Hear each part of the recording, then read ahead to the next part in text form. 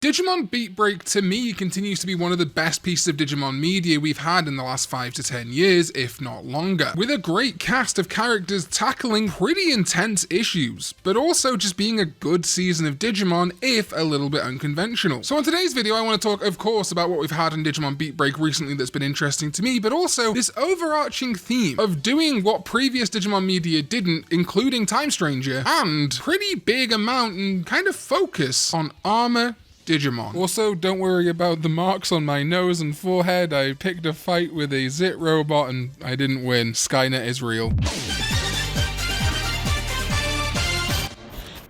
What is up, digital companions? My name is Karn EX and welcome back to another video. Ooh, I love talking about Digimon Beatbreak. And it's even better when I get to talk about Digimon Beatbreak and a fantastic supporter and sponsor of this channel, Berserk B.I.T.S, which is hugely inspired by, among other things, Digimon. Berserk B.I.T.S is an idle RPG auto battler with deck building all on your desktop. With your digital partner known as a bit, you can dive into the deepest corners of the internet, bust viruses, grab loot, and hatch loyal program companions that can make chips and follow you into battle. And in their recent update, they can now level up. Fight alongside your bots and watch them gain experience in real time. Every level makes their chips stronger. Keep leveling up and you can evolve your favorite chip into a legendary. To access their new update, clear level 3-3 on an existing save. Answer the call and head to your library, where you'll see a new button that will take you to the level up screen. And once you and your bot buddy have completed the main game, there's plenty of more challenges to tackle with their seasonal events, like the Bubble event, which is going on right now. And next month, Berserk B.I.T.S has got a pretty large, totally free update, so stay tuned for that too. So what are you waiting for? Check out all their new content for yourself in the link below. And thank you so much to Berserk B.I.T.S with their new update that adds evolution to sponsor this video. So Digimon Beatbreak has had a couple of really great episodes since I last talked about it. The one that stood out the most to me was the episode focusing on the backstory of Granite, whose real name is Luca. Did he choose the pseudonym Granite, or is it like a code name? It was incredible to me to see Digimon tackle something of this nature. Digimon has never shied away from more adult, controversial, or just dark subjects, but it really was kind of insane here to see Granite's whole backstory be a refugee in a refugee camp, dealing with what seemed to be a word I can't say on YouTube probably. It was honestly haunting to see the Sapotama, some of them cut completely in half, protesting what this was, a war crime. Whether effectually or not, it was still insane. And it makes it so much more poignant that Granite Sapotama would be born as a shield, a literal shield to protect him and those he cares for, and a militaristic themed shield at that, literally born on the battlefield. Kojima tier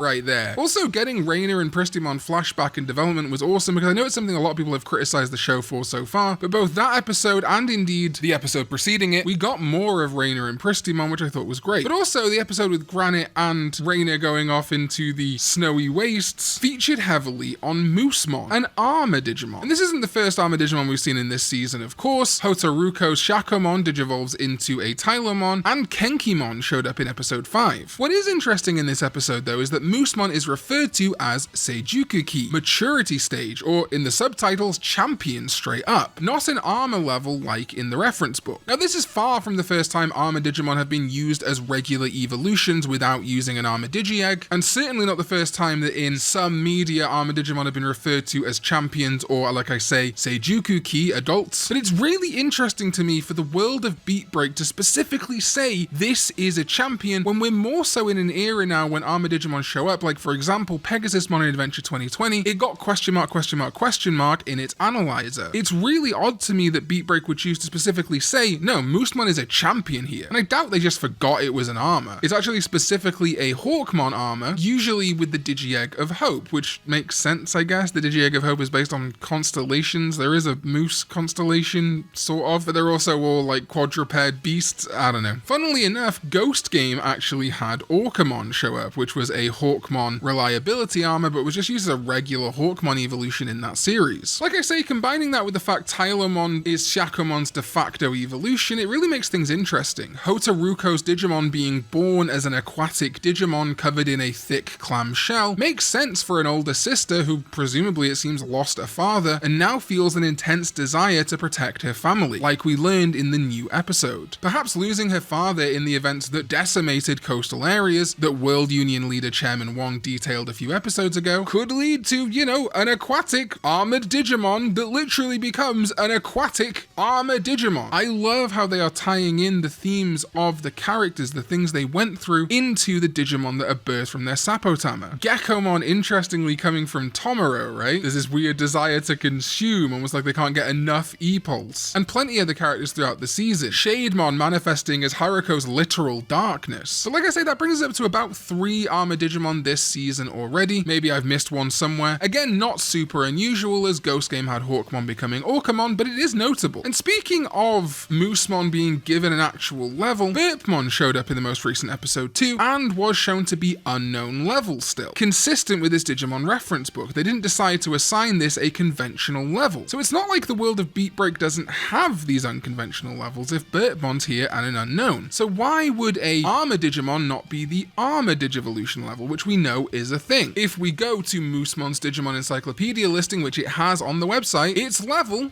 is armor. This also then makes me wonder, we haven't had a lot of insight into Gigasmon in this season. I'm starting to think maybe Gigasmon won't digivolve at all. And either way, what is its level going to be? Are they going to say, oh, this is a hybrid level, the same as in the reference book, or will they consider it an ultimate/perfect level, like we've seen it used as in things like the Vital Bracelet? Or will they consider it a champion level, a level 4 like we see in the card game, because it's supposed to be a slide evolution from Grottemon or Grumblemon? Very interesting. Then it also begs the question, if we see them digivolve past the champion level, the tactics team, what will Tylomon evolve to? We actually saw Sharkmon from Digimon Story Time Stranger show up in Digimon Liberator in a cameo very recently, and Beatbreak has had more recent Digimon from Liberator like Marine Bullmon. Is it possible Tylomon actually does become Sharkmon in this show? Rip Divemon once more? Or is there an Armor Digimon that could be used here? More on that in a minute. Also, while they seem to shy away from it, I feel like Ludomon probably will evolve. However, it makes sense to me now that Granite wouldn't make it evolve at this point, both because it's useful as a shield, but also because maybe he's scared he won't have his shield anymore when it evolves. People don't know what their Digimon are going to evolve into until it happens for the first time. So despite Granite's will to die, there is perhaps part of him that still wants to protect and maybe even be protected. Ludomon is also, funnily enough, literally an armor Digimon. Not a armor level, but an armor type, and also part of the legend Arms. Now obviously I hope to see Ragnar Lordmon here. Maybe that little Sakumon in Kyo's daycare will become a Zubamon and Durandamon that can merge with Ludomon, becoming Brywiludramon and then eventually Ragnar Lordmon, but we'll see. In some ways then, that means that at least 2 of the tactics teams so far have armor Digimon, Ludomon and Tylomon, which is fitting. You could even stretch the concept and say Naito's Gigasmon, a spirit Digimon, functions in the lore similarly to an armor. It's a literal armor on a plinth that encases whoever spirit evolves with it. In some ways, the frontier spirits are an evolution or a reinvention of the idea of armor Digivolution from 0-2. So what does that mean for the decidedly unarmored Monodramon and Ramphomon? Is this Raito's determination and will, meaning he doesn't feel the need to be armored to shield anyone? He's in this alone? Honestly, it's kind of funny given all the armor themes and visual similarities, plus Ramphomon being a Pterosaur type, that Monodramon didn't just evolve into the existing Terramon, which could easily visually be a Monodramon champion. But it's a love armor Digivolution, and does Raito love his Monodramon? I don't know. Ramphomon does gain this kind of like ice element, which I think could be interesting to see when it goes further if it does digivolve to the ultimate and mega level. And we do have some armor Digimon which are treated like ultimates or megas in V.I.T.S, a big example being of course Magnamon, which is very much on par power level with a mega, but I'd struggle to find one that evolves the pterosaur or lucid dinosaur theme with that ice element and feels like an appropriate ultimate for Ramphomon. So what do you think? Are we going to get more armors as evolutions for the main cast in Beatbreak? I think it's pretty likely we're going to see more armor Digimon show up at least as monsters of the week though. And in this week's upcoming episode, we're also getting what almost feels like the 6th ranger of this season, season, despite us just getting the tactics team, which are kind of all the 6th Ranger of the season, I think. This guy is partnered with a Commandramon. Oh, another military presence Digimon in this season. Could the commentary be on war? Maybe, perhaps. I have a lot of faith we'll see the new D Brigade members from Digimon Seekers as its evolutions, if it doesn't die immediately as a sort of bait and switch. They are setting this guy up to look so cool and be stood side by side with all of our Glowing Dawn cleaners. I do have this little suspicion that it's going to be like setting him up to be a new character in the anime and then they just kill him in the same episode he debuts, but I don't know. If we could see High Commandramon, Cargo Dramon, and Brigade Dramon animated so soon, that would be a dream after Digimon Seekers, where they debuted, but honestly, the outings were a little bit disappointing besides the TCG. Between Monmon this most recent episode, the Armors, Marine Bullmon from Liberator, Black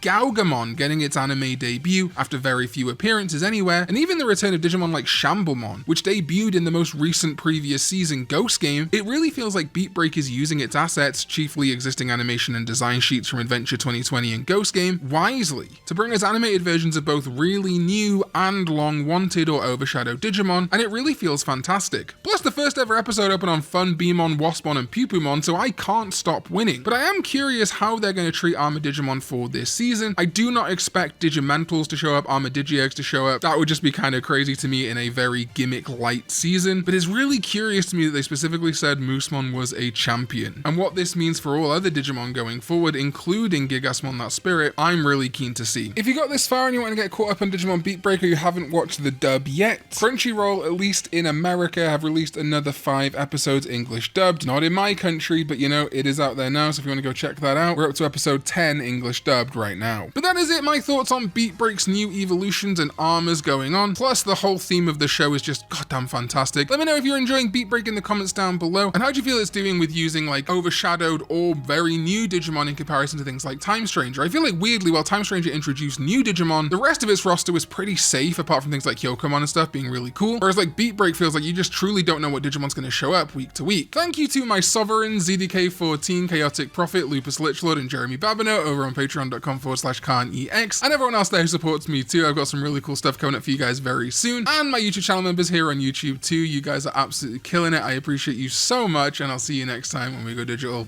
Bye bye.